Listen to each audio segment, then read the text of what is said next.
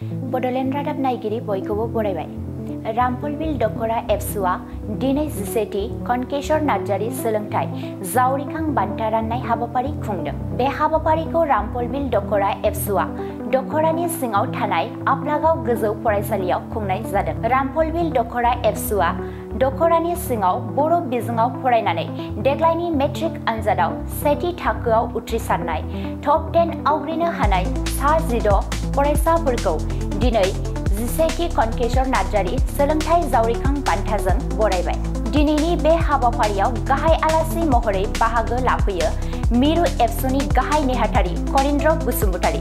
जर'खा आलासि महरै कक्राझार हिनजावसा फरायसालिमानि गोरायुं डक्टर आदाराम बसुमतारी आरो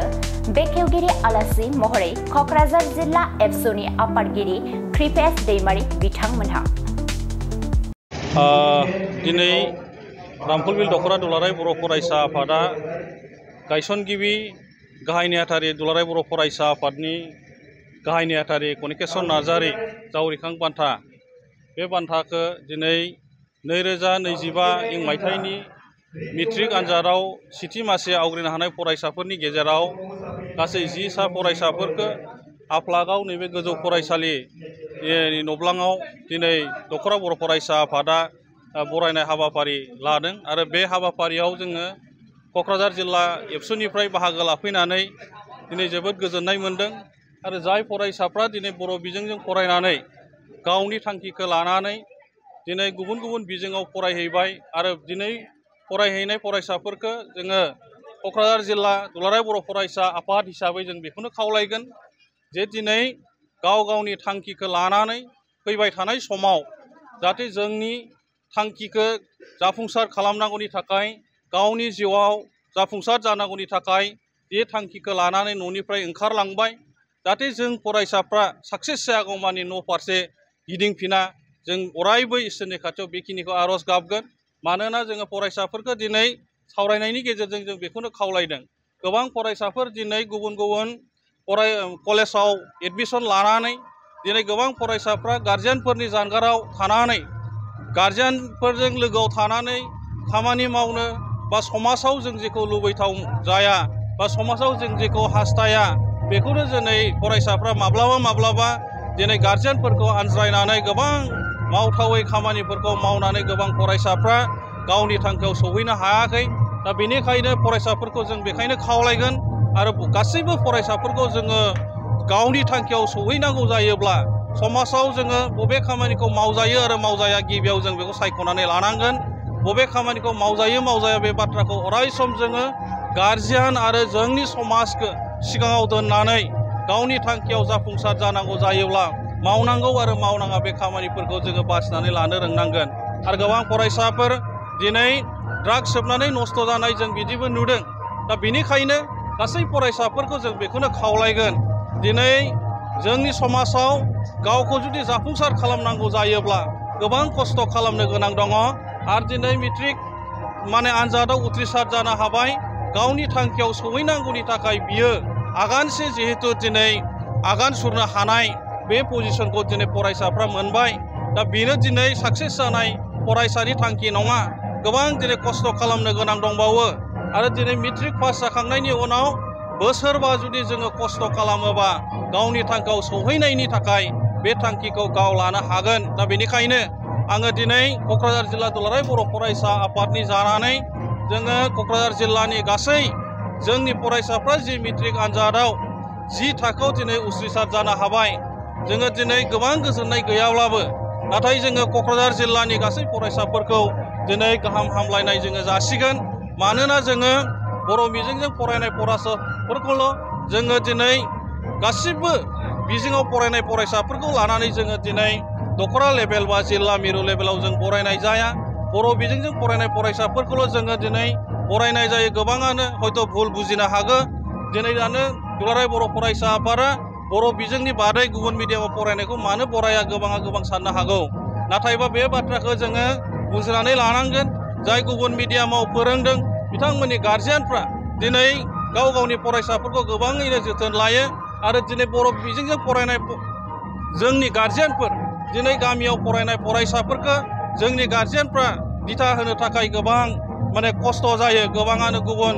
आबाद बा गुबुन गुबुन दिनै जोंनि फिसा फिसा साख्रि मावनाय बे बिथांमोनहा दिनै गावनि फरायसाफोरखौ लानानै जोंनि गामि ओनसोलाव फरायनाय जे फरायसाफोरखौ माने दिथा होनायाव एसे खम जायो दा बेनिखायनो जोङो जातिया थांनानै थानांगौबा बिजोङा जिहेतु थांनानै थानांगोन दा बेनि थाखाय जोङो दुलाराय बर' फरायसा आफादा बर' बिजोंजों फरायनायखौ थुलुंगा होनो थाखाय दिनै दुलाराय बर' फरायसा आफाद जिल्ला दखरा आरो दालाइसा आफादफ्रा दिनै जोङो थुलुंगाखांहोनाय महर हिसाबै दिनै बरायनाय हाबाफारिखौ लाबाय थानाय जायो आरो बे हिसाबैनो दिनै रामफलबिल दखरा दुलाराय बर' फरायसा आफादा नैबे आफलागाव गोजौ फरायसालिनि नब्लाङाव गावनि दखरानि सिङाव थानाय फरायसाफोरखौ गोबां फार्स्ट डिभिजननि गेजेराव गासै 10सा फरायसाफोरखौ दिनै बरायदों आरो दिनै बिथांमोनहा बरायजानाय आरो बरायजायै दिनै फरायसाफ्रा जाहाथे इयुनाव साक्सेस जायो आरो गोबां दिनै क'क्राझार जिल्लायाव 900निबो बारा फरायसाफ्रा दिनै मेट्रिक आनजादाव उथ्रिसार जानो हायाखै दा बेखायनो जाय फरायसाफ्रा उथ्रिसार जानो हायाखै गोसो बायनो नाङा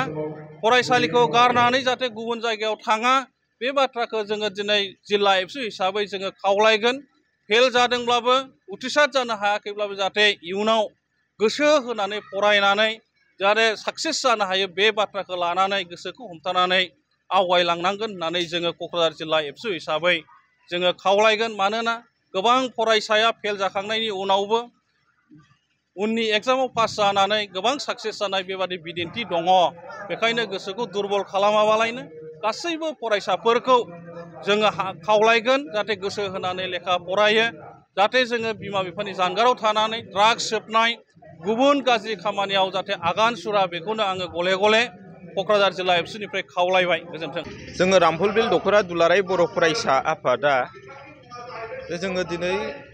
आफलागाव गोजौ फरायसालियावहाय जे रामफलबिल दखरा दुलाराय बर' फरायसा आफादनि बेन्दोङाव थानाय थांनाय 2025 मायथाइनि